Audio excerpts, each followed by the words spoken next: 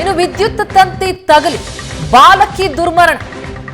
10 ವರ್ಷದ ಮಾನ್ಯ ಕರೆಂಟ್ ಶಾಕ್ಗೆ ಬಲಿಯಾಗಿದ್ದಾಳೆ.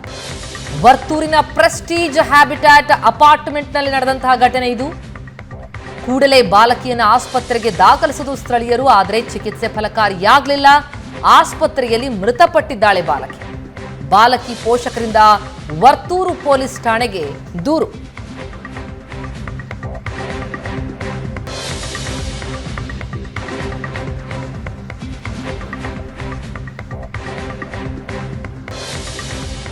ಬಾಲಕಿಯನ್ನ ತತ್ಕ್ಷಣವೇ ಆಸ್ಪತ್ರೆಗೆ ದಾಖಲಿಸಲಾಯಿತು.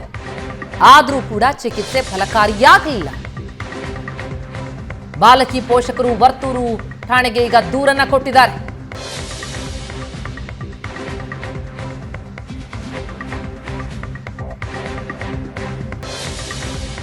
ಹತ್ತು ವರ್ಷದ ಬಾಲಕಿ ಆಕೆ ಮಾನ್ಯ ವಿದ್ಯುತ್ ತಂತಿ ತಗಲಿ ದುರ್ಮರಣಕ್ಕೀಡಾಗಿರೋದು. ವರ್ತೂರಿನ ಪ್ರೆಸ್ಟೀಜ್ ಹ್ಯಾಬಿಟ್ಯಾಟ್ ಅಪಾರ್ಟ್ಮೆಂಟ್ನಲ್ಲಿ ನಡೆದಂತಹ ಘಟನೆ ಇದು. ವಿದ್ಯುತ್ ತಂತಿ ತಗಲಿ ಮೃತಪಟ್ಟಿದ್ದಾಳೆ ಬಾಲಕಿ.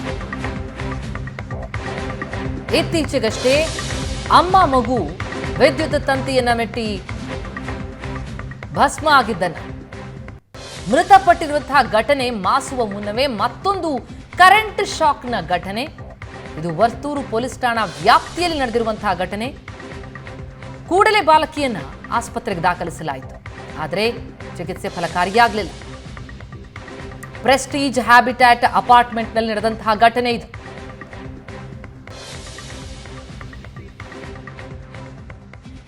ನಮಗೆ ಬಂದಿರೋ ಮಾಹಿತಿ ಪ್ರಕಾರ ಫಸ್ಟ್ ಏನು ಬಂದಿತ್ತು ಅಂದರೆ ಗ್ರೂಪಲ್ಲಿ ಸರ್ಕ್ಯುಲೇಟ್ ಆಯಿತು. ಒಂದು ಮಗು ಇಲ್ಲಿ ಪಾರ್ಸೆಲ್ 3 ಪ್ರೆಸ್ಟೀಜ್ ಲೇಕ್ ಸೈಡ್ ಹ್ಯಾಬಿಟ್ಯಾಟಲ್ಲಿ ಸ್ವಿಮ್ಮಿಂಗ್ ಪೂಲ್ ಪಕ್ಕ ಎಲೆಕ್ಟ್ರಿಕ್ ಒಂದು ವೈರ್ ಕಾಲು ತುಳಿದು ಸ್ವಿಮ್ಮಿಂಗ್ ಪೂಲ್ ಒಳಗಡೆ ಬಿದ್ದಿದೆ ಅಂತ ವಾಟ್ಸಪ್ ಗ್ರೂಪಲ್ಲೆಲ್ಲ ಸರ್ಕ್ಯುಲೇಟ್ ಆಯಿತು. ಇಲ್ಲೆಲ್ಲ ಬಂದು 7:30 ಆಗಿರೋದು. ಆಮೇಲೆ ಸಡನ್ನಾಗಿ ಸ್ವಲ್ಪ ಜನ ಎಲ್ಲ ಕಿರ್ಚಾಡಿದ್ರಂತೆ.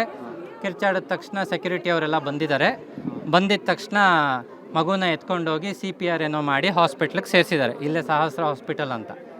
ಸೊ ಅಷ್ಟರೊಳಗೆ ಇದೆಲ್ಲ ಏನಿದೆ MCB ಎಲ್ಲ ಆಫ್ ಮಾಡಿ ಸ್ವಿಮ್ಮಿಂಗ್ ಪೂಲ್ದು ಇದೆಲ್ಲ ಬಂದ್ ಮಾಡಿದ್ದಾರೆ. ಸ್ವಿಮ್ಮಿಂಗ್ ಪೂಲಲ್ಲಿ ಯಾರಿಗೂ ಆ್ಯಕ್ಸಸ್ ಇಲ್ಲ ಅಂತ ಹೇಳಿ. ಆಮೇಲೆ 7:30 ಆಗಿರೋದು ಇನ್ಸಿಡೆಂಟು ಎಲ್ಲರಿಗೂ ಗೊತ್ತಾಗೋಷ್ಟರೊಳಗೆ 10-10:30 ಆಯಿತು. ಜನ ಎಲ್ಲ ಸೇರಿದ್ದಾರೆ. ಇನ್ನೂ ಎಲ್ಲ ನೀವು ನೋಡ್ಬೋದು, ಜನ ಎಲ್ಲ ತುಂಬ ಜನ ನಿಂತಿದ್ದಾರೆ. ಇವಾಗ ಜನ ಏನು ಅಂದರೆ ಆ ಮಗು ಹಾರ್ಟ್ ಎಲೆಕ್ಟ್ರಿಫೈಡ್ ಆಗಿ ಅಲ್ಲಿ CPR ಆದ್ರೂ ಬದುಕಿಲ್ಲ, ಹಾಸ್ಪಿಟ್ಲಿಗೆ ಹೋದಾಗ ತೀರ್ಕೊಂಡಿದೆ ಅಂತ ಹೇಳಿದ್ದಾರೆ. ಬಟ್ ಜನಕ್ಕೆ ಏನು ಅಂದರೆ ಇವಾಗ ಆ ಮಗುಗೆ ಆಗಿರೋದು, ನಮಗೂ ಒಂದು ಮಗು ಇದೆ, ಎಲ್ಲರಿಗೂ ಮಕ್ಕಳಿದೆ ಇಲ್ಲಿ ತುಂಬ ಜನಕ್ಕೆ, ಎಲ್ಲ ಇಂಡಿಪೆಂಡೆಂಟಾಗಿ ಆಟಾಡ್ತಾರೆ. ಅವ್ರಿಗೂ ಎಲ್ಲ ಹಿಂಗೆ ಆಗ್ಬೋದಾಗಿತ್ತೇನೋ ಅಂತ ಎಲ್ಲರಿಗೂ ತುಂಬ ಬೇಜಾರಾಗಿದೆ. ನಮಗೆ ಬಂದಿರೋ ಈ ಬಗ್ಗೆ ಇನ್ನಷ್ಟು ಡೀಟೇಲ್ಸ್ ಕೊಡ್ತಾರೆ ನಮ್ಮ ರಿಪೋರ್ಟರ್ ನಟರಾಜ್ ಈಗ ಸಂಪರ್ಕದಲ್ಲಿದ್ದಾರೆ. ನಟರಾಜ್, ದಾರಿಯಲ್ಲಿ ಹೋಗುವಾಗ ಬೆಸ್ಕಾಂನ ನಿರ್ಲಕ್ಷ್ಯದಿಂದಾಗಿ ಮೃತಪಟ್ಟಂತಹ ಘಟನೆಗಳನ್ನ ನಾವು ನೋಡಿದ್ವಿ, ವಿದ್ಯುತ್ ತಂತಿ ತಗಲಿ. ಆದರೆ ಇದು ಅಪಾರ್ಟ್ಮೆಂಟ್ನ ಒಳಗೆ ಆಗಿರುವಂತಹ ಘಟನೆನ ಯಾರ ನಿರ್ಲಕ್ಷ್ಯ, ಈ ಘಟನೆ ಬಗ್ಗೆ ಏನೇನು ಡೀಟೇಲ್ಸ್ ಲಭ್ಯ ಆಗ್ತಾ ಇದೆ? ಎಸ್ ಪ್ರತಿಮಾ, ಏನಂತಂದ್ರೆ ವಿದ್ಯುತ್ ತಂತಿ ತಗುಲಿ ಬಾಲಕಿ ಸಾವನ್ನಪ್ಪಿರುವಂತ ಘಟನೆ ನಿನ್ನೆ ತಡರಾತ್ರಿ ಸಂಜೆ 7:30 ಸುಮಾರಿಗೆ ನಡೆದಿರುವತಕ್ಕಂಥದ್ದು. ಏನಂತಂದ್ರೆ ಮಾನ್ಯ ಎಂಬ 10 ವರ್ಷದ ಬಾಲಕಿ ನಿನ್ನೆ ಸಂಜೆ. ನೀವು ಪೋಷಕರಾಗಲು ಕಾಯುತ್ತಿದ್ದೀರಾ? ಚಿಂತಿಸದಿರಿ. ಓಯಾಸಿಸ್ ಫರ್ಟಿಲಿಟಿ 90,000 ದಂಪತಿಗಳ ಜೀವನದಲ್ಲಿ ಸಂತೋಷವನ್ನು ತಂದಿದೆ. 7825893601ಗೆ ಕರೆ ಮಾಡಿ ಅತ್ಯದ್ಭುತ ರಿಯಾಯಿತಿ ಪಡೆಯಿರಿ ಹಾಗೂ ಎಲ್ಲರಿಗೂ ಗುಡ್ ನ್ಯೂಸ್ ಕೊಡಿ. 7:30 ಸುಮಾರಿಗೆ ಒಂದು ಸ್ವಿಮ್ಮಿಂಗ್ ಪಕ್ಕದಲ್ಲಿ ಆಟವನ್ನ ಆಡ್ತಾ ಇದ್ರು. ಆ ಸ್ವಿಮ್ಮಿಂಗ್ ಪಕ್ಕದಲ್ಲಿ ಇರ್ತಕ್ಕಂತಹ ಒಂದು ಸ್ಕಿನ್ ಔಟ್ ಆಗಿರ್ತಕ್ಕಂತಹ ವೈರ್ ಮೇಲೆ ಆ ಬಾಲಕಿ ಒಂದು ಕಾಲನ್ನ ಸ್ಪರ್ಶ ಮಾಡಿದಾಗ ಆ ಬಾಲಕಿಗೆ ಶಾಕ್ ತಗಲಿ ಸ್ವಿಮ್ಮಿಂಗ್ ಪೂಲ್ಗೆ ಬಿದ್ದಿರ್ತಕ್ಕಂಥ ಘಟನೆ ನಿನ್ನೆ ನಡೆದಿರ್ತಕ್ಕಂಥದ್ದು. ಸೊ ಈ ಸ್ವಿಮ್ಮಿಂಗ್ ಪೂಲ್ ನಲ್ಲಿ ಬಿದ್ದಾಗ ಆ ಹುಡುಗಿಯನ್ನ ಎಲ್ಲರೂ ಕೂಡ ಅಲ್ಲಿ ಅಪಾರ್ಟ್ಮೆಂಟ್ ನಲ್ಲಿ ಇದ್ದಂತಹ ಸಾರ್ವಜನಿಕರು ಮತ್ತೆ ಅಲ್ಲಿ ಇರ್ತಕ್ಕಂತಹ ಅಪಾರ್ಟ್ಮೆಂಟ್ ನಿವಾಸಿಗಳು ಆ ಬಾಲಕಿಯನ್ನ ಕೂಡಲೇ ಹೊರಗಡೆ ತೆಗೆದುಕೊಂಡು ಒಂದು ಪ್ರಥಮ ಚಿಕಿತ್ಸೆಯನ್ನ ನೀಡಿರ್ತಾರೆ.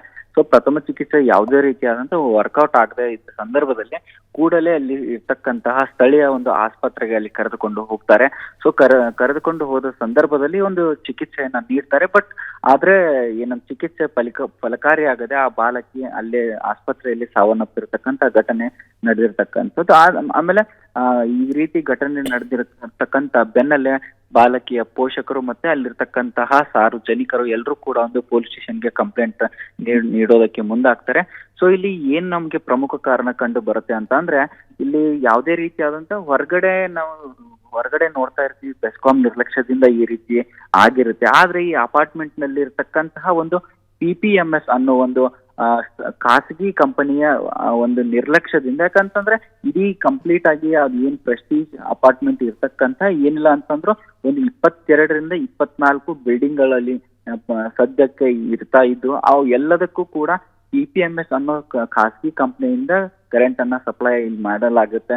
ಸೊ ಅವರೇ ಅಲ್ಲಿ ನಿರ್ವಹಣೆಯನ್ನ ಮಾಡ್ತಿರ್ತಾರೆ. ಸೊ ಅಲ್ಲಿ ಪ್ರತಿಯೊಂದು ಕರೆಂಟ್ ನಿರ್ವಹಣೆ ಆಗಿರ್ಬೋದು ಮತ್ತೆ ವಾಟರ್ ನಿರ್ವಹಣೆ ಆಗಿರ್ಬೋದು ಎಲ್ಲವನ್ನು ಕೂಡ ಅವರೇ ಖುದ್ದಾಗಿ ನಿರ್ವಹಣೆ ಮಾಡ್ತಾ ಇದ್ದು, ಸೊ ಅವರ ನಿರ್ಲಕ್ಷ್ಯದಿಂದ ಈ ಬಾಲಕಿ ಸಾವನ್ನಪ್ಪಿದೆ ಅನ್ನೋದು ಮತ್ತೆ ಬಾಲಕಿ ಕಂಪ್ಲೀಟ್ ಆಗಿ ಅವರ ನಿರ್ಲಕ್ಷ್ಯದಿಂದ ಬಾಲಕಿ ಮೃತಪಟ್ಟಿರ್ತಕ್ಕಂಥದ್ದು ಅಂತ ಅಲ್ಲಿನ ಸಾರ್ವಜನಿಕರು ಮತ್ತೆ ಅಲ್ಲಿನ ಸ್ಥಳೀಯ ನಿವಾಸಿಗಳು ಕೂಡ ನಮ್ಗೆ ಹೇಳ್ತಿರ್ತಕ್ಕಂಥದ್ದು. ಪ್ರತಿಮಾ, ನಟರಾಜ್, ಈಗ ಏನಾದರೂ ಆಕ್ಷನ್ ಆಗಿದೆಯಾ ಕಂಪ್ಲೇಂಟ್ ಆದಮೇಲೆ? ಯಾಕಂದ್ರೆ ಇದು ದಿವ್ಯ ನಿರ್ಲಕ್ಷ್ಯ, ಒಂದು ಮಗುವಿನ ಜೀವವೇ ಹೋಗಿದೆ, ಜೊತೆಗೆ ಸಾವಿರಾರು ಜನ ಅಲ್ಲಿ ಬದುಕ್ತಾ ಇರುವಂತಹ ಅಪಾರ್ಟ್ಮೆಂಟ್, ಅದು ಮತ್ತಷ್ಟು ಜನರಿಗೆ ಅಪಾಯ ಆಗುವಂತ ಸಾಧ್ಯತೆಗಳಿರ್ತಿತ್ತು ಅಂತ.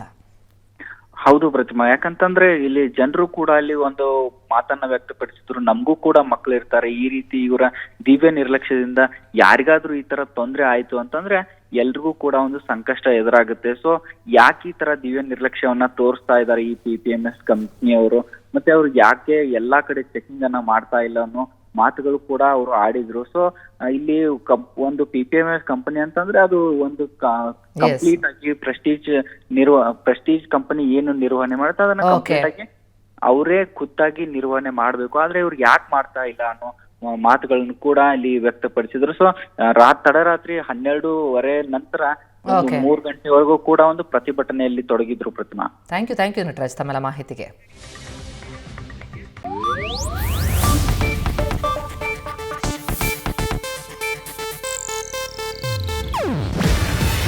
ಇದು ಏಷ್ಯಾನೆಟ್ ನ್ಯೂಸ್ ನೆಟ್ವರ್ಕ್ ಪ್ರಸ್ತುತಿ. ನೀವು ನೋಡ್ತಿದ್ದೀರಾ ಏಷ್ಯಾನೆಟ್ ಸುವರ್ಣ ನ್ಯೂಸ್.